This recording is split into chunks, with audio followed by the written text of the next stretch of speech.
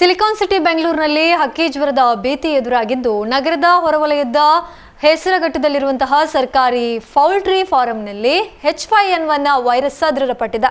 ಕೇಂದ್ರ ಸರ್ಕಾರದ ಸೂಚನೆಯ ಮೇರೆಗೆ ನಡೆಸಿದ ತಪಾಸಣೆಯ ವೇಳೆ ಕೋಳಿಗಳಲ್ಲಿ ಸೋಂಕು ಇರುವುದನ್ನು ಅಧಿಕಾರಿಗಳು ದೃಢಪಡಿಸಿದ್ದಾರೆ. ತಕ್ಷಣವೇ ಫಾರಂ ಅನ್ನು ಮುಚ್ಚಲಾಗಿದ್ದು ಈ ಪ್ರದೇಶದಿಂದ ರಾಜ್ಯದ ವಿವಿಧ ಭಾಗಗಳಿಗೆ ಕೋಳಿ ಸರಬರಾಜು ಆಗ್ತಾ ಇದ್ದ ಹಿನ್ನೆಲೆ ಮುನ್ನೆಚ್ಚರಿಕಾ ಕ್ರಮಗಳನ್ನು ಕಠಿಣಗೊಳಿಸಲಾಗಿದೆ.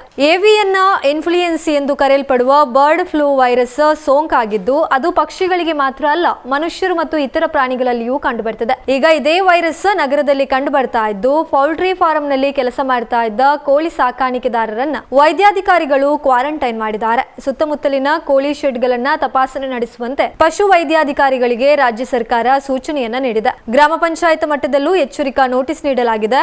ಕೋಳಿ ಸಾಕಾಣಿಕೆ ಕೇಂದ್ರಗಳು ಹಾಗೂ ಕೋಳಿ ಅಂಗಡಿಗಳಲ್ಲಿ ವಿಶೇಷ ಪರಿಶೀಲನೆ ಕೂಡ ನಡೀತಾ ಇದೆ. ಬಿಸಿಲಿನ ತಾಪಮಾನ ಹೆಚ್ಚಿರೋದ್ರಿಂದ ಈ ವೈರಸ್ ಹರಡುವ ಸಾಧ್ಯತೆ ಹೆಚ್ಚಿದೆ ಎಂದು ತಜ್ಞರು ತಿಳಿಸಿದ್ದಾರೆ.